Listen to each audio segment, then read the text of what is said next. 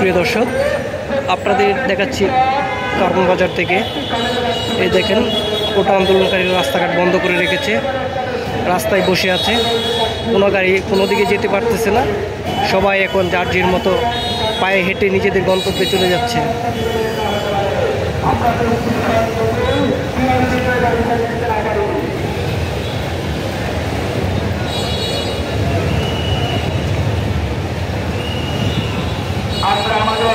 এই যে আপনাদেরকে যদি দেখাই একটু, গাড়িগুলো কতক্ষণ ধরে দাঁড়িয়ে আছে।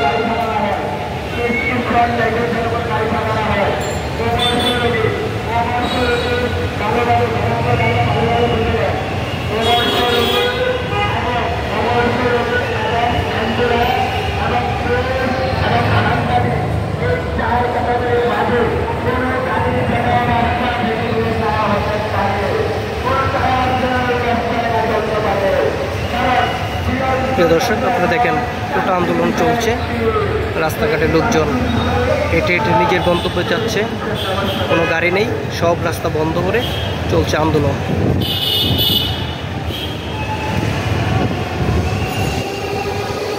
ওদের আবার মেট্রো রেল চলছে, মেট্রো রেলেও প্রচুর জ্যাম, অনেক কম লাইন ধরে তারপর টিকিট কাটতে হয়। নিচের রাস্তার বন্ধর কারণে মেট্রো রেলে আজকে একটু চাপ বেশি পড়েছে।